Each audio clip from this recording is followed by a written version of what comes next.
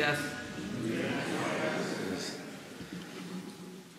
Bueno, vamos a informar y al mismo tiempo contestar preguntas, como siempre. Iniciaremos con un informe sobre el combate al robo de combustible, el estado en que se encuentra. Seguimos enfrentando todo lo que significa la existencia de tomas clandestinas en todo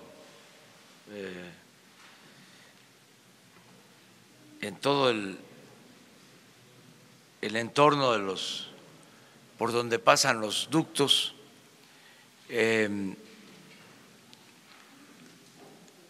Y la manera en que estamos avanzando. Bien, se está regularizando el abasto en general, todavía no como quisiéramos.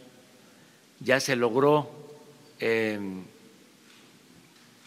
la normalidad en el abasto en el Estado de México, en la Ciudad de México. Se está por resolver en definitiva el abasto en Guadalajara, en la zona metropolitana, en el estado de Jalisco.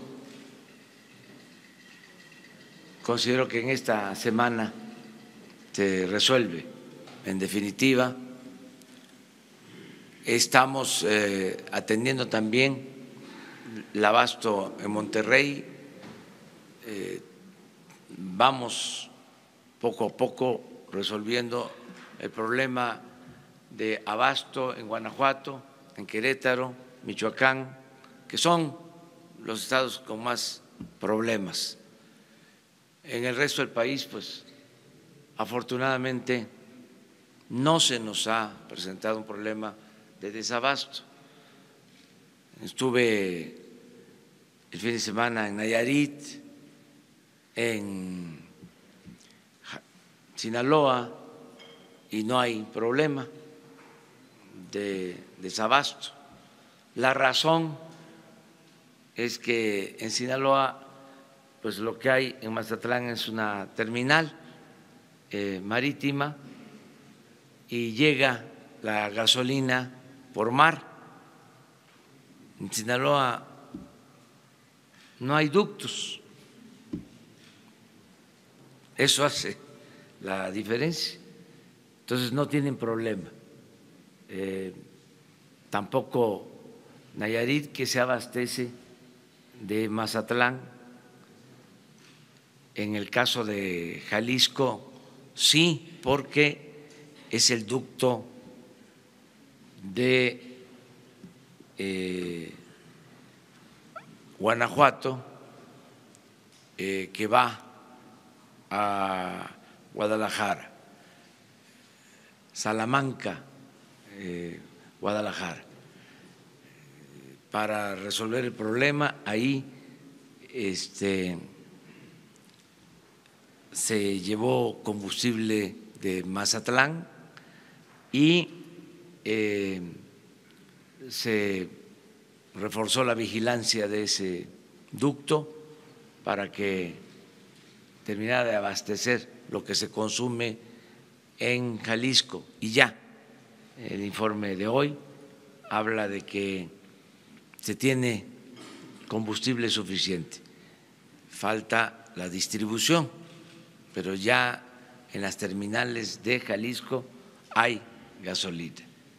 Falta la distribución a las gasolinerías, pero ya se va a hacer en esta semana y yo espero que se regularice.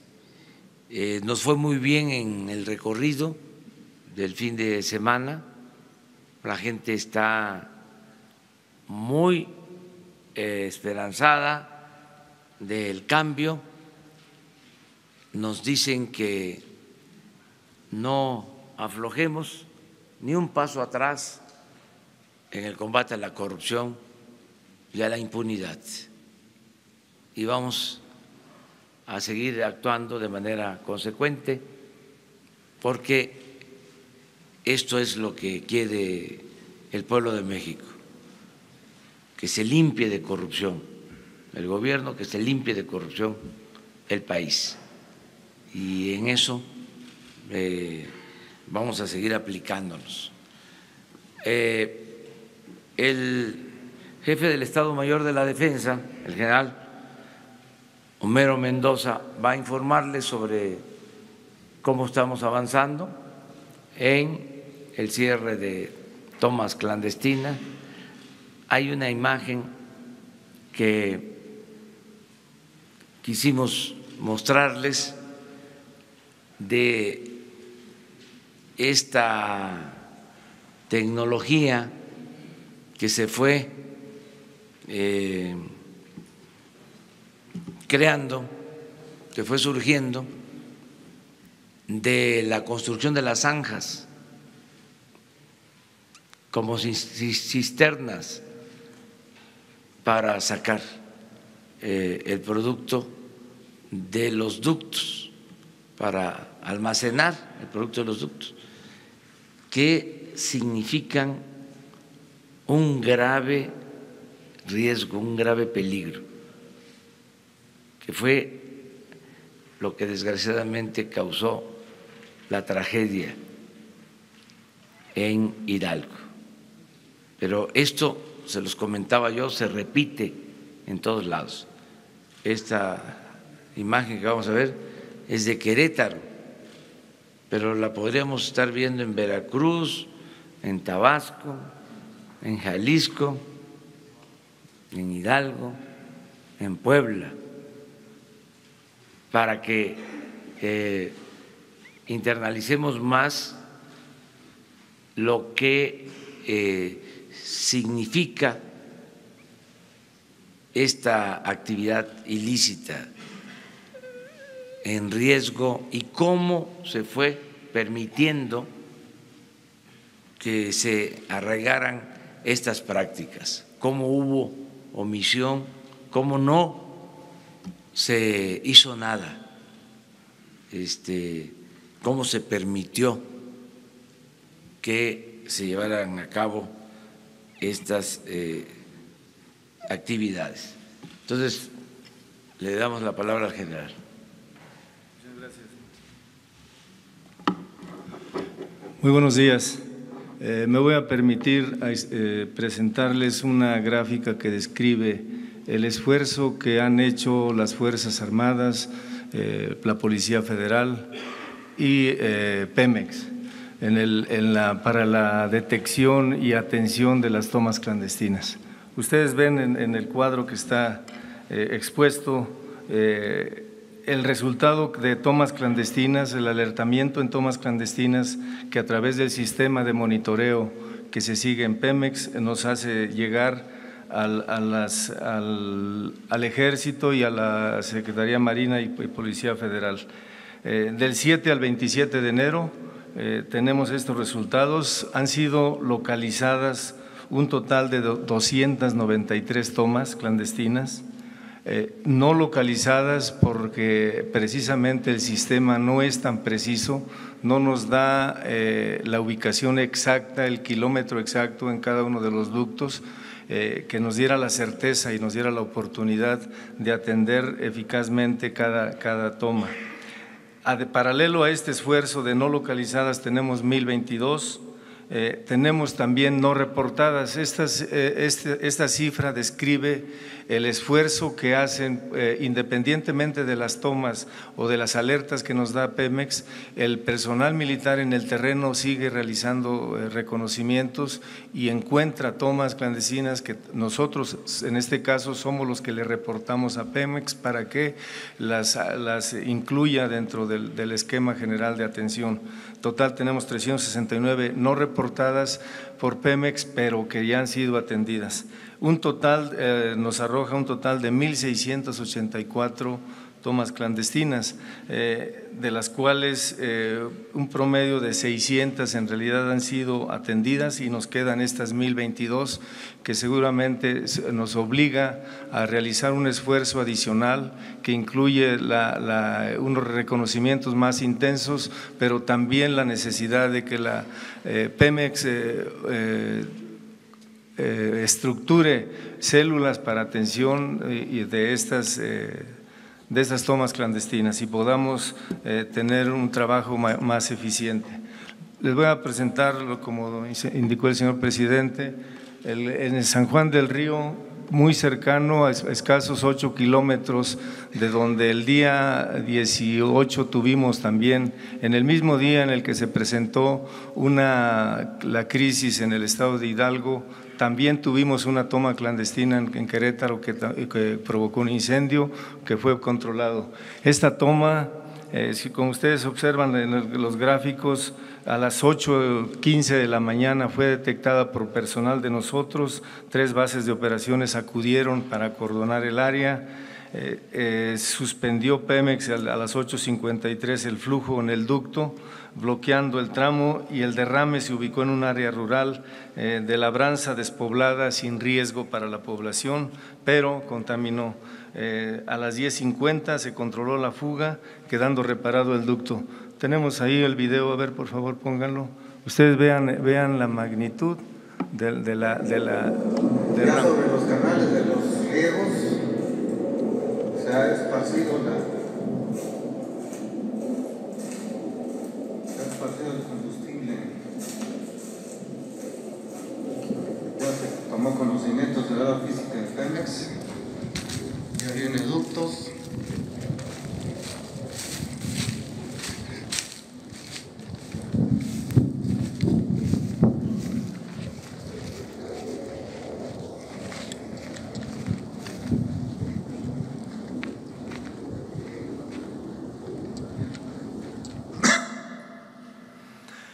Bien, como ustedes pueden apreciar, esto precisamente confirma el riesgo que representa este tipo de actividades ilícitas, porque cualquier chispa, cualquier flamazo provoca el incendio y consecuentemente en el caso de los que acuden pobladores o personas a tomar el combustible de esta manera ilícita, pues pueden tener alguna lesión.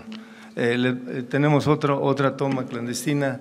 Esta tiene una particularidad, esta se fue encontrada en el tramo Salamanca-Guadalajara, en el municipio de Zapotlanejo. La particularidad de esta toma es que está sobre el ducto, no se percibía ningún olor, no había aroma, no había signos de que pudiera estarse utilizando, siguiendo el recorrido de la manguera, una manguera de alta presión. A 2 kilómetros del lugar encontramos el sitio en donde se estaba envasando el líquido. Esto nos obliga a nosotros, al personal que realiza reconocimientos terrestres, a extender sus reconocimientos, a hacer el esfuerzo a ambos lados de los poliductos para cerciorarnos de que no existan este tipo de tomas o este tipo de áreas de almacenamiento. ¿Es cuánto, señor presidente? Pues ahora los datos tristes sobre fallecidos y heridos por la tragedia de Hidalgo, el doctor Alcocer nos va a informar. Gracias, señor presidente. Muy buenos días. Efectivamente, seguimos en otro censo. Este es un censo entre la vida y la muerte, como que saben ustedes. Les quiero señalar que el fin de semana, en particular el sábado, fue el primer día en que no hubo un solo fallecimiento a consecuencia de este gran desastre. En las últimas 48 horas, entonces, fue solo un paciente fallecido. Tenemos en total 115 lesionados fallecidos a nivel hospitalario y lo que se ha recogido hasta ahora. Su ubicación, la mayor parte han sido concentrados en la Ciudad de México, 22 de ellos, en el Estado de México 4, en el Estado de Hidalgo siguen 3 pacientes y 3 también en Galveston que fueron trasladados en días pasados. En este informe, digamos, bueno, en el sentido de que van disminuyendo las muertes, les quiero comunicar que tuve la oportunidad de hacer una visita personal a los 8 pacientes que se encuentran en el Instituto Nacional de Rehabilitación, en el Centro Especializado de Investigación en Quemados, donde se pudo constatar en algunos de estos pacientes, todavía en gravedad, ya hay un estado de conciencia de ellos, están conscientes de su situación. Se ha iniciado la labor de mediano plazo con los injertos que tienen que recibir, con una buena aceptación, y desde luego los familiares ya están conscientes de esto, mandan saludos, agradecimientos, y pude constatar entre estos agradecimientos al señor presidente de la República y más aún el evaluar que no les falta nada en los recursos, que médicamente así fue verificado por su servidor y en lo cual están avanzando en lo que se les debe dar a todos ellos. Muchas gracias, esa es la información. ¿Perdón? 32. Doctor, perdón. El estado de salud de estas 32 personas podría considerarse como delicado, grave, o ¿cuál es su evolución? Sí, y sin lo dinámico de esto, hablar de estas cifras no es fácil. La gran mayoría, por una lógica de que los más graves han fallecido, tienen un futuro, un pronóstico mejor. Sin embargo, todavía hay la mitad de ellos, podríamos decir en forma aproximada, tienen que pasar, están de una terapia intensiva, tienen que pasar a una situación más estable y donde desde luego esto se acompaña de potenciales decesos, pero desde la perspectiva médica esto va mucho mejor al cumplirse 9 días de esta situación. Muchas gracias. Muy bien, pues entonces vamos a preguntas y respuestas. Ayúdenme, ¿no?, para proponer. Vamos acá, a la derecha. El viernes se quedó una pregunta pendiente respecto a su posición sobre la operación de la planta de Laguna Verde en el estado de Veracruz. Perdone que lo oía este tema, pero en Veracruz es un tema de protección civil. Los caminos de protección de esta planta no están a la altura de las circunstancias, como punto número 1, y piden los veracruzanos, señor presidente, que se someta a consulta la operación de Laguna Verde. 30 años de mares de corrupción y falta de seguridad, por un lado. Por el otro lado, señor presidente, hay 2 tenientes coroneles y 2 generales involucrados con el tema del huachicoleo. Usted mismo lo comentó en alguna ocasión. ¿Qué se hará sobre el particular? Porque ellos son parte de la espiral de corrupción con el tema del huachicol. Y finalmente, señor presidente, en el caso de Venezuela hay un vicepresidente actualmente del gobierno venezolano que es investigado por los Estados Unidos por presuntos vínculos con el narcotráfico. Si eso podría cambiar la posición del gobierno mexicano en el caso de Venezuela.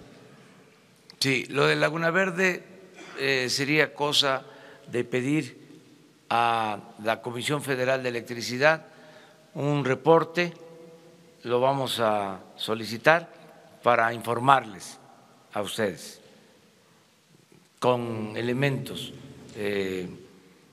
técnicos creíbles, sólidos. Y en el caso de las investigaciones de quienes pudieran estar involucrados en todo lo que es el robo de combustibles o tener alguna responsabilidad por omisión, ya la Procuraduría, ahora Fiscalía General, tiene abiertas todas las investigaciones. En el caso de el general, que actuaba como representante de el ejército en la embajada de Panamá. Ya me ha informado el secretario de la Defensa que se le pidió su regreso para que si tiene alguna responsabilidad sea investigado. Esa es la información que tengo al respecto. Sobre Venezuela, nuestra postura pues es la misma, es lo que establece nuestra Constitución, no nos vamos a mover de ahí porque tenemos que ser respetuosos de los principios de no intervención, de autodeterminación de los pueblos, de solución pacífica de las controversias. Esto se ha aplicado durante mucho tiempo en la política exterior mexicana, son principios básicos. Cuando no se han aplicado estos principios, no se ve bien. La recomendación de nuestros diplomáticos es que nos ciñamos, que nos ajustemos a los principios constitucionales, que seamos muy prudentes de no intervenir en asuntos de otros pueblos, para que también de esa manera podamos fortalecer nuestra soberanía, que no haya ningún gobierno extranjero, ninguna hegemonía que quiera entrometerse en asuntos internos de México. Es un principio. Cuando triunfa la República, luego de derrotar a los invasores extranjeros, luego de que entra triunfal Juárez al triunfo del movimiento liberal, de la derrota del conservadurismo, cuando se reafirma de que México iba a ser un país libre, independiente, soberano, es cuando se pronuncia ese memorable discurso cuya frase sintetiza lo que es nuestra política exterior entre las personas, entre los individuos, como entre las naciones. El respeto al derecho ajeno es la paz. Dicen algunos que es un principio anacrónico, que han cambiado las cosas. Nosotros consideramos que es un principio vigente. Tan es así que está en nuestra Constitución, en el artículo 89, fracción 10ª. Entonces, vamos a seguir actuando de esa forma, de esa manera.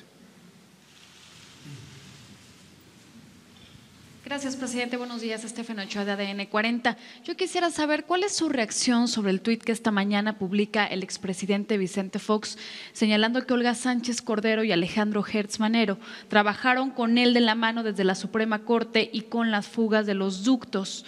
Esto en relación a lo que nos comentó el viernes pasado.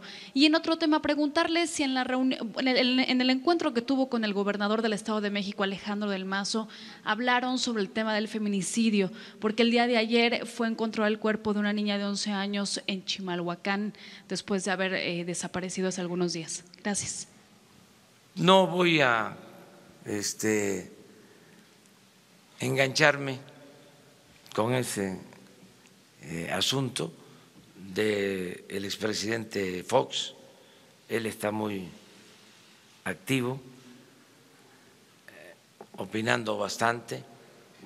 Yo lo único que puedo decir que en un sistema político como el nuestro, la responsabilidad principal la tiene el presidente, no los colaboradores. Si hay voluntad política del presidente de que las cosas cambien, se logran los cambios. Si el presidente dice no va a haber corrupción y hay esa voluntad política de evitar la corrupción, se avanza. El ejemplo se da arriba, no tiene que ver con los colaboradores. Ese es mi punto de vista, en general, como concepto. Depende de los presidentes. Por eso, cuando se habla de juzgar a corruptos, siempre he pensado que se tiene que empezar, si eso es lo que conviene a la nación, de arriba para abajo. Y lo que estamos haciendo es limpiar al gobierno de corrupción precisamente de arriba para abajo. La otra pregunta. Sobre su encuentro con el gobernador Alfredo del Mazo. Sí, hablamos sobre lo que tiene que ver con la seguridad en el Estado de México, feminicidios, todo, desde luego. Se está haciendo pues un esfuerzo, diría yo que en general, para que se garantice la paz, la tranquilidad, que no haya homicidios, que no haya feminicidios. Estamos trabajando en eso. No es algo que no tratemos todos los días. Un día de estos yo les voy a explicar cuál es la agenda que tratamos desde las 6 de la mañana, cómo se desenvuelve la reunión de seguridad. El primer tema de la agenda siempre tiene que ver con los delitos cometidos en las últimas 24 horas. Entonces, sabemos qué delitos, cuántos homicidios, cuántos robos de vehículos, sabemos en dónde, en qué municipios, en qué estados, y esto nos da tendencia y se actúa a partir de lo que está sucediendo. Tenemos una idea clara de dónde hay más homicidios, las causas, todo lo que sucede en las últimas 24 horas. Y estamos atendiendo un problema que es también grave, severo, el problema de la inseguridad, de la violencia, por lo mismo, porque no se atendieron las causas y creció mucho. Entonces estamos iniciando los programas sociales, que consideramos que eso nos va a ayudar bastante, porque es lo preventivo, eso nos va a ayudar a que la gente tenga opciones, tenga alternativas, que los jóvenes tengan trabajo, que no se vean obligados a tomar el camino de la delincuencia, pero lleva tiempo. También nos estamos organizando cada vez mejor con la integración de las corporaciones policiales, el apoyo del Ejército, de la Marina, el que todos los días esté conmigo el secretario de la Defensa desde las 6 de la mañana, el secretario de Marina, el jefe de la Policía Federal, el secretario de Seguridad Pública, la secretaria de Gobernación. Todo eso ayuda mucho. Estamos dedicados de cuerpo y alma a serenar el país, pero es un proceso porque fue mucho tiempo. Esto es el equivalente al porfiriato. El porfiriato, lo he dicho, significó 34 años. Este periodo llamado neoliberal fueron 36 años de saqueo, de abandono al pueblo, de ineficacias, de complicidades. Se fue creando una red de complicidades, de componendas. Se tenía tomado, secuestrado al gobierno. El gobierno estaba al servicio de una minoría rapaz, de los que se dedicaban a saquear, a robar. Estoy convencido de que el gobierno no estaba preparado, hecho para beneficiar al pueblo. Estaba hecho para facilitar la realización de negocios jugosos en beneficio de particulares. Entonces, echar a andar al gobierno para que le sirva al pueblo después de muchos años de haber estado en otras funciones y de la atrofia de un aparato burocrático, oneroso, ineficiente, pues es como empujar a un elefante reumático. Es un avance lento, el gobierno es un cuerpo de avance lento. Entonces, por eso estamos procurando que los programas sociales le lleguen de manera directa a la gente sin pasar por el gobierno, sin pasar por las organizaciones. Era increíble el manejo de moches en todo, organizaciones ciudadanas, organizaciones campesinas, organizaciones de la llamada sociedad civil que recibían dinero del presupuesto y para todo era dinero, todo lo resolvían repartiendo dinero y no le llegaba nada a la gente. Entonces, eso es lo que estamos atendiendo, vamos bien y yo espero que en 6 meses esté ya funcionando el gobierno.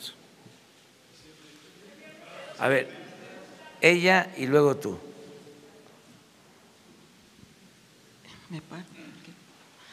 Gracias, señor presidente. Nancy Rodríguez, del portal Oro Sólido en Redes. Precisamente en este contexto, señor presidente, la semana pasada usted le comentó al compañero Vicente Serrano de Sin Censura, algo textual, aquí lo leo, dice: no hace falta que ustedes me den nombres de autoridades, que lo hagan aquí por represalias que pueda haber. Efectivamente, ser periodista en México es muy peligroso, casi como ser policía o soldado, ¿no? Pero pues ni un paso atrás, señor presidente.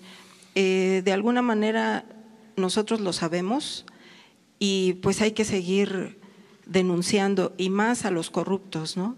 Y señalando. Entonces mi pregunta es si usted ya sabe o ha advertido o tiene conocimiento de algunas amenazas a los reporteros que venimos a su conferencia. Gracias. No, nada de eso. ¿O por y qué? Lo dije porque todos podemos ayudar en el combate a la corrupción. Y en el caso del gobierno nuestro, o sea, a mí me ayuda mucho si ustedes señalan que hay un funcionario público, como se hizo aquí. Alguien planteó de que habían 3 funcionarios nombrados en Pemex que estaban presuntamente involucrados en la estafa maestra.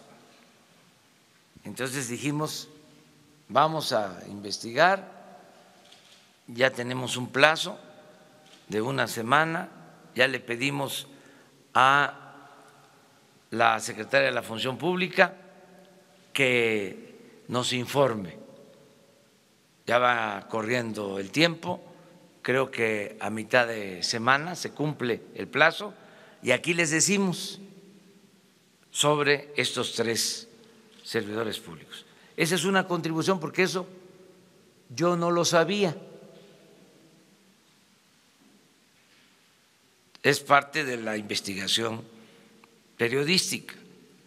No quiere decir que la investigación periodística sea acertada y que con una investigación periodística ya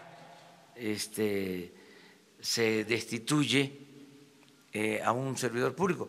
Pero si hay elementos, si esa investigación periodística se puede complementar con una investigación de la Secretaría de la Función Pública y resulta de que sí hay una vinculación, pues entonces en automático se despide al servidor público.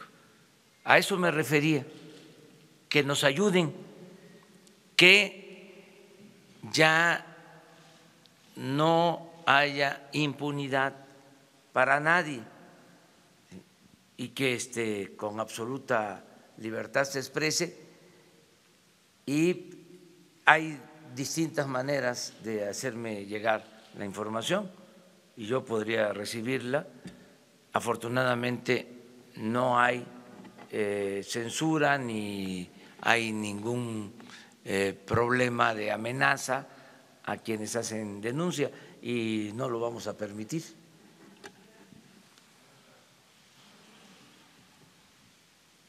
Buenos días, presidente. Varias preguntas. La primera, el viernes nos hablaba sobre la tecnología para detectar el robo de combustible. Preguntarle si ya determinó algún tipo de sustancia que se pueda usar, algún tipo de marcador que el gobierno pueda usar para detectar el robo de combustible, si ya está usted ya con la decisión de contratar este tipo de tecnología. También preguntarle, hace unos días nos informó sobre el tema de una empresa a la que no se le devolvieron millones de pesos.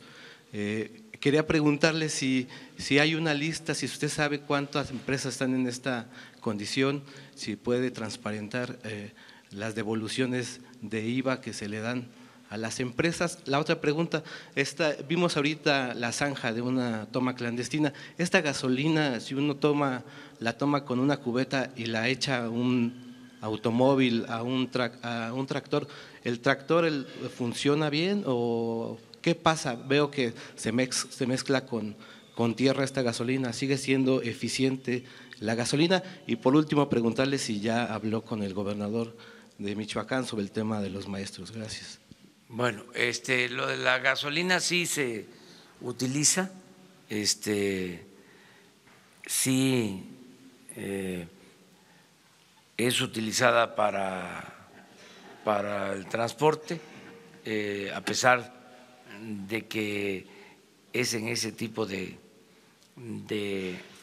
cisterna o de esa manera se almacena de la tierra, sí se vende la gasolina que se recoge de las zanjas. No he hablado con el gobernador de Michoacán, estaba en una visita de trabajo, pero sí hemos estado atendiendo el tema en Michoacán. Ya se transfirió el dinero para que se le pagara a los maestros. Desde el viernes se les entregó el dinero al gobierno del Estado. Tengo entendido que ya están pagando. Sin embargo, están ellos demandando otras cosas. Nosotros no vamos a caer en ninguna provocación. Si son fines políticos, no vamos nosotros a ceder ni a reprimir. Cada quien se va a hacer responsable de sus actos. Cuando hay una actitud de intransigencia, cuando no hay una causa justa por la que se protesta, sino son otras razones, pues la misma gente se da cuenta y esto no ayuda a ninguna organización. No lo puedo asegurar, pero ellos tienen que entender que son otros tiempos. Nosotros no estamos en contra del pueblo ni somos represores. Al mismo tiempo,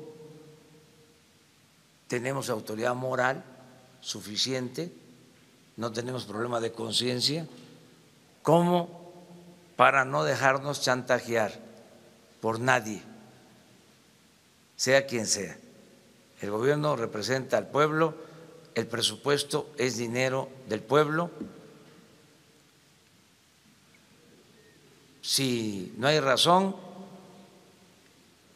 no vamos a ceder. Es Juárez gobernando, el ejemplo de Juárez. Nada por la fuerza, todo por la razón y el derecho. No tengo el dato, pero era lo que se estaba solicitando. Aclaro que no es una responsabilidad del gobierno federal, es del gobierno del Estado. Se le adelantó al gobierno del Estado un recurso para que pudiera atender la demanda. Sí, ellos dicen que de todas maneras le van a seguir y que ahora va a ser por otras razones, están en libertad.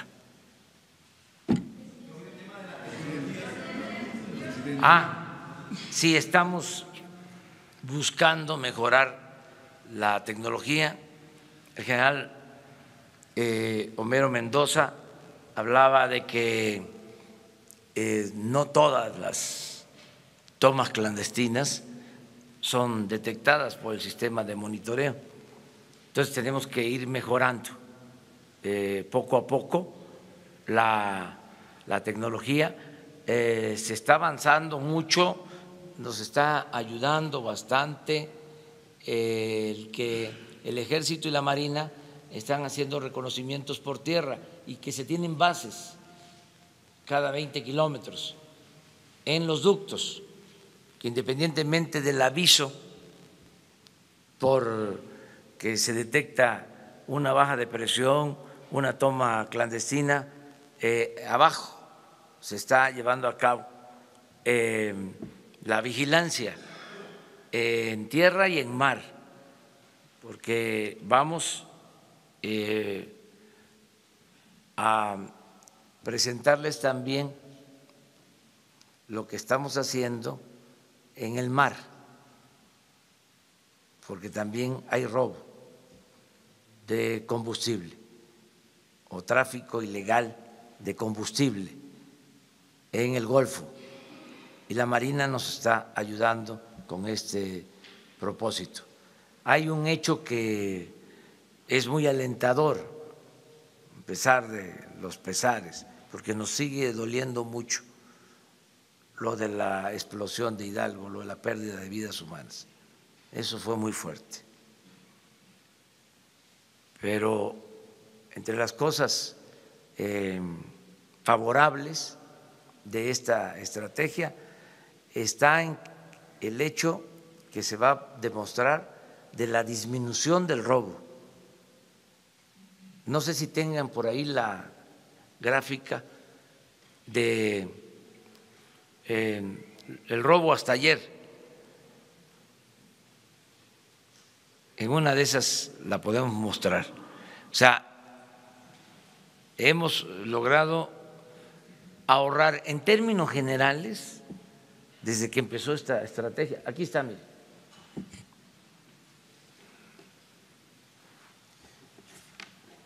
Con el permiso.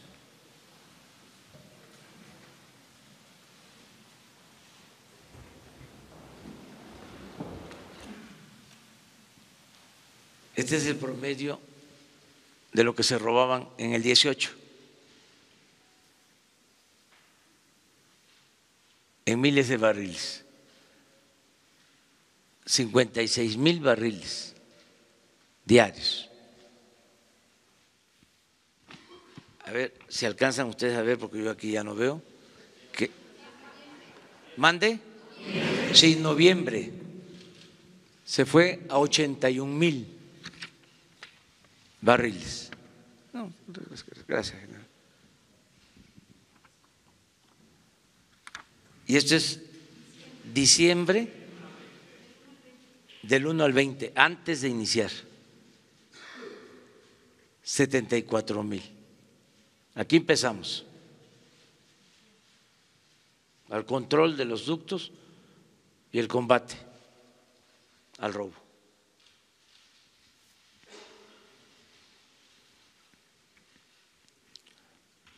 %65 menos en dinero, un poco más de 5,000 millones de pesos de ahorro en general, porque esto ha implicado más vigilancia. Se usan aviones para vuelo nocturno, que operar esos aviones cuesta. Hemos tenido que cerrar ductos y transportar combustible por pipa, que cuesta más. De todas maneras, es muy importante lo que hemos conseguido. Si seguimos así, pues ya no se van a robar los 65,000 millones que se robaron el año pasado. Y vamos a poder liberar fondos y vamos a poder enfrentar este asunto. Sí, aquí me están pasando el informe. $200 millones de pesos el viernes se entregaron para los maestros de Michoacán y 800 millones de pesos hoy para maestros de Michoacán. O sea, 1,000 millones, así es, ¿verdad?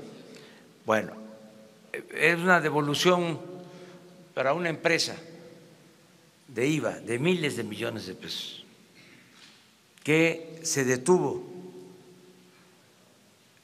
en la Suprema Corte de Justicia. Investigan ustedes, ¿no? Para que yo no…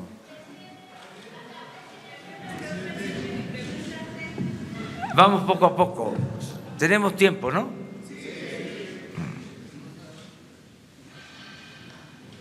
Gracias, presidente. Buenos días. Consultarle entonces cuál podría ser la salida al tema de Michoacán, porque finalmente las vías siguen tomadas, las pérdidas económicas, ya decía ayer el secretario de Comunicaciones, impactan a todo el país.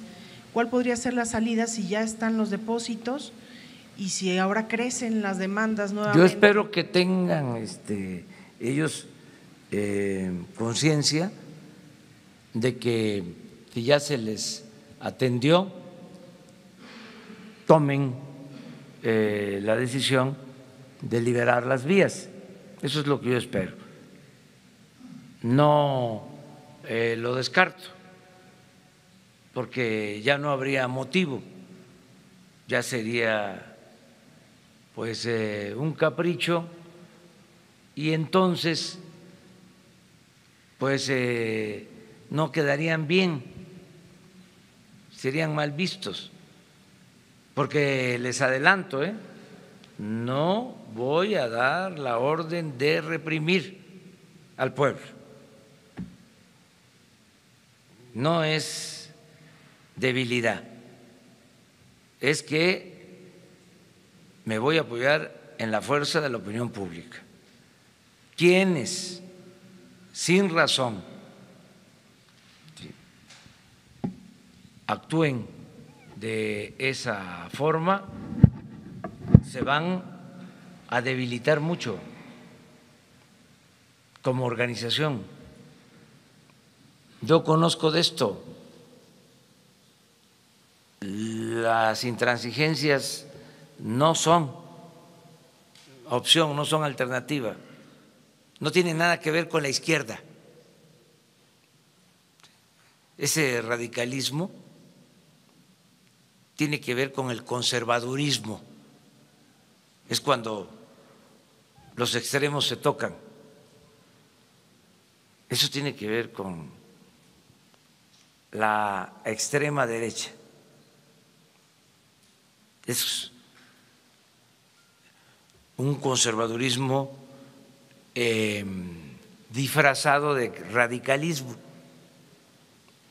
Eso hay mucho, pero eso no prospera, porque no hay un gobierno antipopular, no existe un gobierno entreguista, no existe un gobierno corrupto, no hay motivo, se está atendiendo y también, si no es responsabilidad del gobierno federal, no podemos nosotros atender algo que corresponde al gobierno del Estado.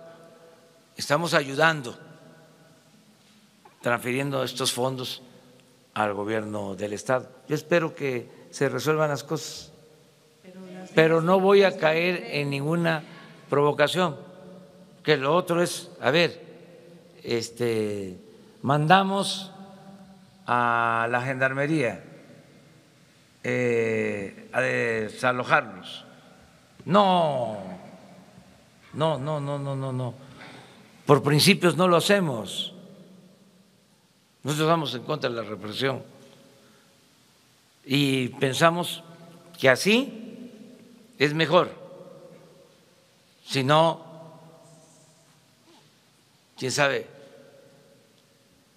qué pueda haber ahí detrás. Presidente, también consultarle sobre este nuevo fenómeno que se ha registrado ahora con la estrategia de combate al robo de combustible.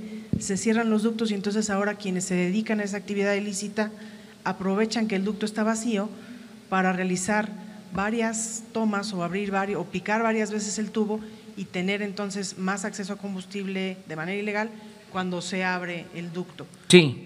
¿Este fenómeno cómo lo van a enfrentar? Lo estamos atendiendo. En efecto, se carga el ducto, se empaqueta, así se le dice, y lo pinchan, se tiene que cerrar y lo que queda de producto es lo que ordeñan, es lo que extraen, pero ya estamos viendo eso también. ¿Mande? ¿No resulta contraproducente el haber cerrado y que se generen más pinchazos? No, es que antes, y ese es el cambio, se mantenía abierto, sonaba la alarma, podía estar todo un día sonando la alarma de la fuga, de la toma clandestina, de la baja de presión, y no se atendía. Y a veces se argumentaba de que era para no afectar el abasto. Entonces, no afectas el abasto, pero permites el robo. Entonces, lo que se hizo fue cerrar cada vez que tenemos una baja de presión y ir al terreno para evitar que se roben el combustible. Pero sí hay eso que tú estás planteando. Lo vamos a ir corrigiendo. Precisamente por eso no se termina. Además, era una práctica muy arraigada. Hemos bajado, pero todavía. O sea, ya no se roban 800 pipas, pero ayer se robaron 200. O sea, es un proceso. Todo esto se va a ir mejorando con la llegada de los carrotanques, con más tecnología, con más vigilancia, fortaleciendo las brigadas, cuadrillas de trabajadores que atienden las fugas. Es un proceso. Ya iniciamos y lo vamos a resolver. Y luego vamos a tener que reforzar toda la seguridad.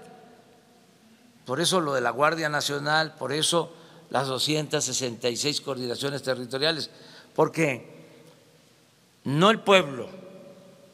Yo estoy sintiendo un gran apoyo de la gente, inclusive de los que por necesidad se dedicaban a esta actividad, están actuando de manera muy responsable, se están retirando de estas actividades, están aceptando los programas sociales. Esa es la información que tengo. Pero los que jefaturan estas acciones ilegales, que va a llevar más tiempo convencerlos de que ya no se va a permitir el robo, van a querer desplazarse a otras actividades, a cambiar de ramo, y ahí es donde también debemos de estar, ya con una Guardia Nacional consolidada. Por eso, ahora que inicie el nuevo periodo de sesiones, nos urge que se apruebe lo de la Guardia Nacional. Bueno, ella y nos vamos por acá. Gracias, señor presidente. Primero, el viernes quedó pendiente una pregunta, es para la Agencia Informativa de Educación de México, Televisión Educativa. Era sobre el mensaje que ha dado en su gira sobre la necesidad de reforzar los valores, el papel que jugaban los adultos y qué papel también tiene la cartilla moral. Y aprovechando, preguntar sobre la gira que realizó ayer, si nos pudiera detallar un poco más sobre la estrategia nacional de lectura, a dónde se va a distribuir, de qué manera, cómo se va a evaluar, si tiene beneficios. Bueno, no sé si tengan por ahí una cartilla moral para mostrarla. Ahora la conseguimos. Se van a imprimir 10 millones de cartillas. Es un texto, sí, préstamelo.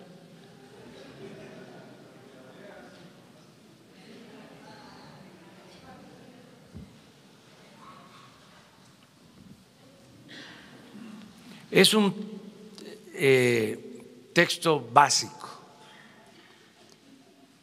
para fortalecer valores. Es un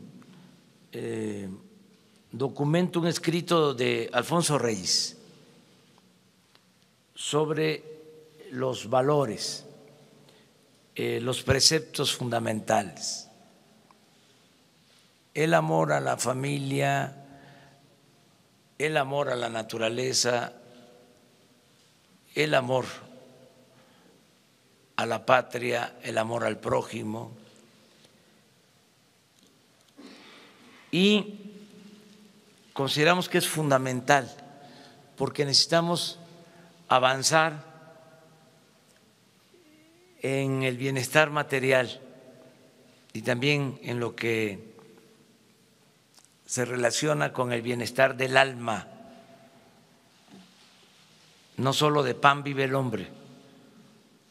Ayer citaba a un poeta español, Paco Ignacio Taibo, que decía: si tengo hambre, que me den la mitad de un pan y la otra mitad que me la entreguen con un libro. Eso es lo que tenemos que procurar, que la transformación se dé fincada en dos pies, lo material y lo espiritual, el fortalecimiento de valores. A veces se confunde y se piensa que tiene que ver con lo religioso. Alfonso Reyes lo aclara muy bien. No, son valores que se han preservado a lo largo de la historia, desde los griegos, desde antes del cristianismo. Y estos valores, pues necesitamos infundirlos, pero además ya se tienen en nuestra sociedad, en nuestras familias, en los pueblos, en las comunidades. Nada más que por el predominio del individualismo, de lo material, han quedado eclipsados valores, pero son tan fuertes que no han desaparecido, y es lo que nos va a permitir regenerar la vida pública del país, los valores que existen en nuestro pueblo. Nuestro pueblo es trabajador, es honesto, es fraterno. La mayor riqueza de México es la honestidad de su pueblo, porque la corrupción es arriba, por eso ni nos va a costar mucho trabajo acabarla, porque no se da de abajo hacia arriba. No es como se llegó a decir que la corrupción era parte de la cultura del pueblo de México. No, claro que no. Nuestro pueblo tiene muchos valores. Entonces, esta cartilla se va a entregar a todos los adultos mayores, que son cerca de 10 millones. Los adultos mayores que van a recibir la pensión, porque ahora la pensión a adultos mayores va a ser universal, van a recibirla como 8 millones de adultos mayores, casi todos. Y les estoy pidiendo que con sus hijos, con sus nietos, en la familia, nos ayuden a leer, hacer un círculo de estudio sobre la cartilla para fortalecer los valores.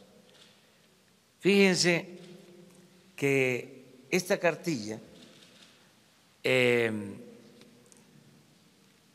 tiene adquirido los derechos de autor por la SEP. Es una historia interesante, porque en 1992 se iba a editar, es más, se mandó a hacer para distribuirla en las escuelas a los maestros. Y en aquel entonces los dirigentes sindicales dijeron que era una intromisión religiosa y ya hecha se quedó en bodega. Por eso ahora, cómo han cambiado las cosas, ¿verdad? Las vueltas que da la vida. Ahora no nos costó porque tenemos los derechos de autor de aquel entonces y además pues ya no hay oposición porque ya se entiende que no tiene que ver con lo religioso, que es una concepción laica del fortalecimiento de valores y que además es necesario ante la descomposición social que se padece. Ayer se inició el programa de fomento a la lectura en Mocorito, Sinaloa, porque ahí en el Porfiriato, en Mocorito, se publicó una de las revistas de literatura más importantes que han habido en la historia, la revista Arte, de Enrique González.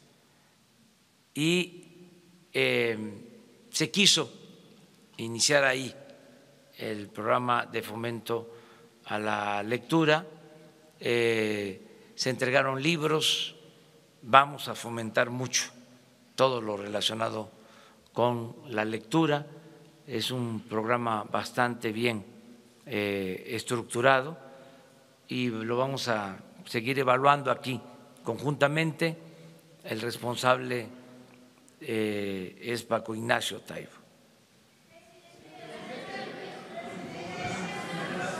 Vamos atrás, contigo. Cerca de 200,000 millones de pesos en minusvalías en las Afores. ¿Qué nos puede decir al respecto? Esto después del anuncio de la cancelación del nuevo aeropuerto de la Ciudad de México. Y por otra parte, el Banco de México ya ha anunciado que este año se va a unir a su proyecto de austeridad y entre los recortes que va a hacer es el destinado a emitir billetes y monedas para proveerlos a la economía mexicana. ¿Qué nos puede decir también al respecto? Gracias. Bueno, vamos muy bien en economía, en finanzas. Les doy un dato.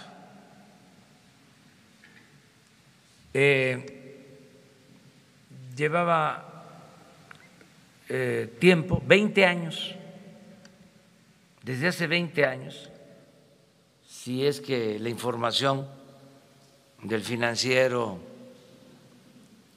es buena,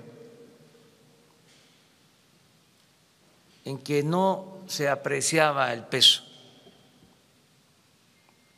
como ha sucedido en las últimas 8 semanas, 20 años, que no se fortalecía el peso de manera consecutiva. ¿Qué más les puedo decir? Es más, ya ni quiero hablar de eso. Toco madera. Pero yo creo que es un buen indicador. No, acerca de los Afores, están garantizadas. Las Afores, esto es los ahorros de los trabajadores protegidos, garantizados, y ya se tiene un plan que se presentó para que obtengan mejor rendimiento. ¿Y por qué las pérdidas de más de 200,000 millones de pesos? No hay esa pérdida. Yo le voy a pedir a la Secretaría de Hacienda que les informe, porque hay pues información que a veces no corresponde a la realidad.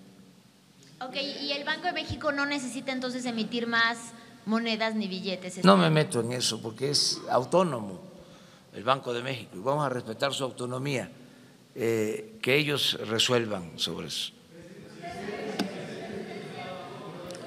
3 aquí en medio. Primero, segundo y tercero. Bueno, y luego tú. ¿A mí? ¿A mí, presidente? Sí. Presidente, buenos días. Carlos Pozos, de Líderes Mexicanos y Petróleo y Energía. El secretario nos acaba de actualizar 115 personas muertas en esta gran tragedia. Presidente, esta es la gota de sangre en esta guerra contra la corrupción en el energético. Esa sería mi primera pregunta. La segunda pregunta, presidente, el Papa Francisco dio un mensaje en torno a esta gran tragedia. ¿Le merece algún comentario? Y finalmente, presidente, le ha informado la secretaria de Energía que ella mandó un oficio para separación del cargo del señor Freire en la estafa maestra, se lo mandó al director general de Pemex Transformación. ¿Está usted enterado de esta información? Gracias. De esa información no. Lo voy a revisar, la información. Me enteré aquí por la denuncia que hicieron compañeros de un portal. Yo tengo el oficio, presidente. Bueno, te pediría que me lo… se lo muestro. Me lo muestres, ¿sí? Sí, señor. Sí, y atenderlo. Puede ser que no se tenga la información, pero cuando se cuenta con la información y con elementos, se procede, se actúa. Yo agradezco mucho las condolencias del Papa a los familiares de las víctimas y desde luego que es una tragedia, es un dolor, es algo pues muy fuerte, conmovedor, muy triste, que se produjo por lo que hemos estado viendo. ¿Y es la gota de sangre que… No quiero hablar de eso, no quiero hablar de eso, es algo muy doloroso, nada más, muy doloroso, es una tragedia. Tenemos que hacer todo lo que esté de nuestra parte, por eso mi condena y mi compromiso de acabar con la corrupción. Gracias. A ver, pero quedamos. Hola, ¿qué tal, presidente? Oiga, ¿nos puede dar, Agustín Velasco de UNO TV, nos puede dar más detalles de en qué situación se encuentra el general Eduardo León Trawitz? Es decir, le piden que regrese de Panamá, pero ¿en qué situación legal se encuentra, si ya está en México? Y segundo, usted durante la campaña por la presidencia prometió que iba a acompañar varias políticas en materia de derechos humanos, de contrataciones públicas y en combate a la corrupción, iba a acompañar estas políticas con la Organización de las Naciones Unidas. El programa de mejoramiento urbano que va a llevar a cabo la SEDATU no está acompañado por la ONU, específicamente por ONU Habitat. ¿Esto a qué se debe? ¿Por qué deciden que la ONU no acompañe este programa en el que se van a invertir por lo menos 10,000 millones de pesos este año? Gracias. En todos los casos va a estar la ONU, va a estar la Oficina de Transparencia de la ONU pero si no está, lo vamos a solicitar porque no hay ningún problema, o sea, no tenemos nada que ocultar. Si hace falta, lo vamos a hacer. No vamos, imagínense, a dejarnos arrinconar con una situación así, ¿no? Para generar la suspicacia de que queremos ocultar las cosas. No somos corruptos. Esa es la pequeña diferencia. Entonces, por eso esta rueda de prensa, que es más un diálogo circular, aquí vamos tomando nota esto que tú estás planteando, que propones, seguramente le va a llegar al secretario de Desarrollo Urbano, a Román Meyer, y se va a proceder para que intervenga la ONU en lo que estás planteando. ¿Qué es lo otro? El caso del general Trawitz, ¿en qué situación se encuentra? Lo que sé es de que ya se le pidió que regresara y que esté en México a disposición de la autoridad competente. Eso es lo único que sé. Tengo más información, pero no puedo darla a conocer para no cometer una imprudencia o una violación al debido proceso.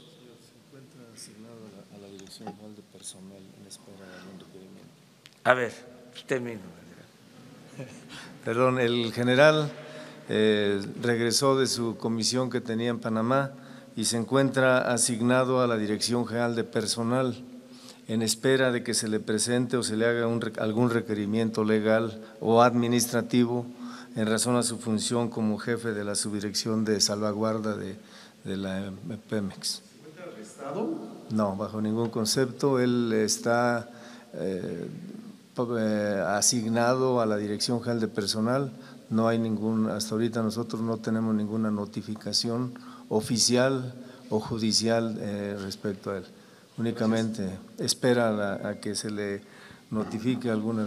Simplemente fue una medida tomada, asumida por la Secretaría de la Defensa Nacional de tener la oportunidad de que en caso de ser requerido se presente. Ya. Vámonos. Una más. Allá, mira, allá. Y tú también.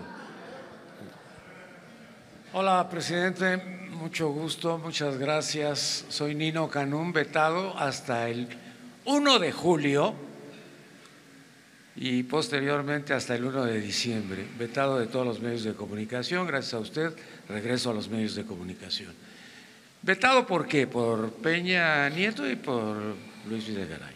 Pero usted no se quería enganchar con Fox, lo voy a enganchar con Fox. Fíjese que en el 2006 yo estaba entrevistando a Marcelo Ebrard en Grupo Radio Centro y en ese momento llegó Francisco Aguirre y Carlos Aguirre, me dijeron, vámonos porque Fox nos está esperando.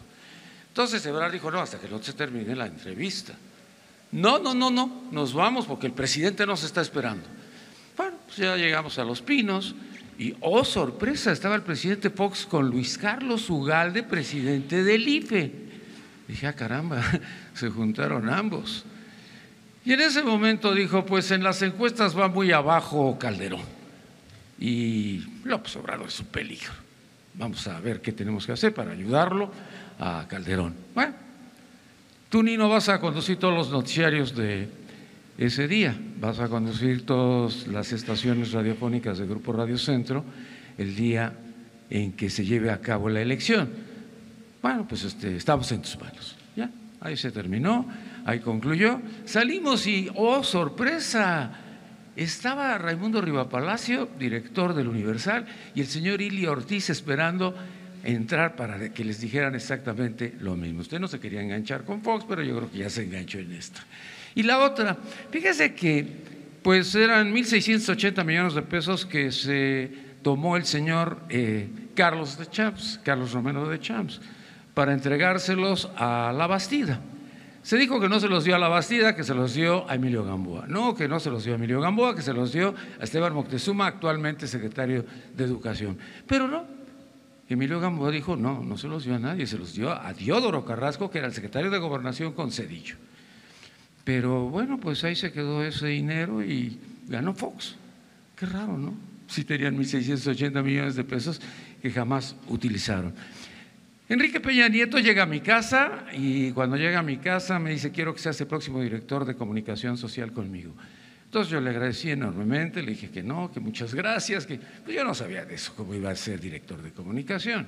Le pidió a mi esposa Mara que lo ayudara también y pues Le dijimos que no, que muchas gracias, y entonces se levantó y me dijo: a un presidente de la República nunca se le dice no. Y se salió y nunca más volvió a saber de nadie de ellos y quedé vetado. Y yo me pregunto, con todo esto que ha venido sucediendo y que se habla mucho de Romero de Champs, ¿Romero de Champs va a tener algún problema? Porque hay un frente independiente petrolero de Sergio Morales, creo que se llama, que tiene no sé cuántos años pugnando porque, bueno, pues se investigue a Romero de Champs, pero parece que pues hay mucha complicidad de los presidentes o de los anteriores, como usted dice. Se ven muy traviesos. Yo veo muy travieso al Fox, veo muy travieso al Calderón y veo muy travieso al Peña, como usted menciona. Entonces, ¿no será que, bueno, pues los traviesos no le permiten a usted poder llevar a cabo una investigación? Y nuevamente, señor presidente, muchas gracias, porque gracias a usted regreso nuevamente. Y le quiero decir que estaba yo esperando la llamada de Emilio Azcárraga porque lo fui a ver a Televisa, la de Ricardo Salinas de Televisión Azteca y de Tristán Canales, que nunca me hablaron, Olegario Vázquez, que yo creo que perdió mi teléfono, MBS de Vargas, pues me dijo ya contratado, y nunca más me volvieron a llamar. Parecía que estaba yo vetado, pero ahora se me abrieron las puertas. Cuando llega usted, se abren las puertas, la libertad de expresión termina con la ley Mordaza, y yo soy muy agradecido al presidente de la República, y muchas gracias, señor. Bueno, muchas gracias, Nino. Pues qué interesante, ¿no?, poder tener estos diálogos abiertos, que hablemos aquí con libertad y con franqueza. Esto es la comunicación sin censura. Felicidades por regresar, ¿sí? Que te vaya. Gracias a usted. No. Si usted no hubiera llegado a la presidencia, yo seguiría vetado. No. Tenía yo la sede, pero yo no Vamos sabía. a decir que es por la voluntad de los ciudadanos que decidieron que lleváramos a cabo un cambio en el país. Fueron millones de mexicanos que votaron por un cambio verdadero. Y acerca de lo que estás diciendo de Romero de Champs, a una pregunta del Reforma, yo dije que íbamos a solicitar información sobre el estado que guardan las denuncias contra Romero de Champs, si existían denuncias sobre robo de combustible. Y ya pasó el tiempo, yo hago el compromiso con ustedes de que pasado mañana informamos. Ya había una solicitud que se hizo, Gobernación hizo la solicitud a la Fiscalía General, se dio una respuesta, pero se está indagando más. ¿Se acuerdan que surgió el tema porque hubo una investigación periodística? Yo dije, bueno, esa es la investigación periodística, pero vamos a ver qué pasa en el proceso legal judicial, porque no podemos solo basarnos en una investigación periodística. Entonces estamos recabando información para ver cómo están estas denuncias, si existen estas denuncias, y aquí con toda transparencia informarlo a ustedes. Pasado mañana. Señor presidente, muchas gracias. Gracias a usted, regreso a trabajar.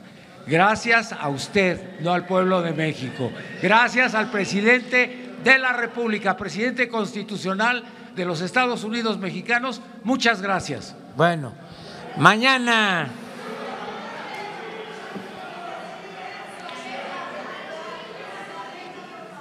Miren, me está, ¿cómo? Agenda hoy. Tengo mucho trabajo. Hoy vamos a resolver sobre la licitación del Tren Maya hoy vamos a resolver sobre el proceso de construcción del aeropuerto de Santa Lucía. Vamos a seguir atendiendo la dispersión de recursos para los programas sociales. Por ejemplo, tenemos los fondos, pero se requieren los censos y se requiere que el adulto mayor que no estaba incluido tenga su tarjeta. Lleva como un mes que estamos empujando para que los adultos mayores jubilados, pensionados del ISSSTE y del Seguro ya reciban su apoyo, que no recibían su apoyo. Aparentemente es fácil porque ya existen los padrones, tanto en el ISSSTE como en el Seguro, de los que reciben pensiones. Es nada más pues un trabajo técnico decidir de 68 para arriba entregarles los 2.550 pesos adicionales, pero el cotejar los padrones, el revisar que estén bien, lleva tiempo. Van a recibir 1,5 millones de adultos mayores solo del Seguro Social este apoyo adicional de los 2.550 pesos bimestrales, pero solo hemos podido ya dispersar de ese 1.500.000 450.000. Entonces, ¿qué estamos haciendo? ¿Cuál es el trabajo? Es apurarnos para que se dispersen estos fondos, porque de esa manera, para que tengan una idea, vamos a dispersar como 300.000 millones de pesos con tarjeta, porque ya no se va a entregar el dinero en efectivo, todo va a ser con tarjeta y referenciado, personalizado. No se va a entregar el apoyo a la gente a través de intermediarios. Entonces, elaborar esta nueva mecánica, que el beneficiario reciba el apoyo de manera directa, es de la tesorería al beneficiario, sin pasar los recursos por la estructura administrativa ni por las organizaciones. Entonces, esto requiere de censo, requiere de tener bancos. No hay sucursales de bancos en todas las cabeceras municipales del país, ya no hablemos de los pueblos apartados. Si un estudiante de preparatoria va a recibir 1.600 pesos cada 2 meses y se tiene que trasladar a donde hay un banco, pues se va a gastar 200 pesos en pasaje y en sus refrescos y demás. Entonces estamos buscando la manera de acercar las sucursales bancarias, fortalecer mucho el Banco del Bienestar, que queremos que tenga presencia en todo el territorio nacional. Para eso también es fundamental el que tengamos la conectividad por Internet en el país. Un sistema bancario sin conectividad al Internet no funciona. Entonces, vamos a tener esa conectividad nacional que ahora, repito, es el solo 25% del territorio nacional, queremos que sea todo el territorio nacional. Afortunadamente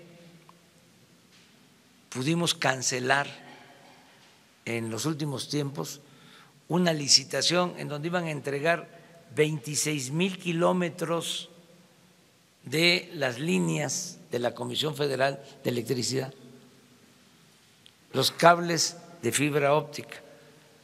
Entonces estamos muy contentos porque con esos 26,000 kilómetros de fibra óptica en todo el país de la Comisión Federal de Electricidad podemos comunicar al país con Internet. Entonces son de las cosas favorables. Eso es lo que estoy haciendo, aparte de que voy a ir a desayunar como ustedes, una guajolota. Provecho.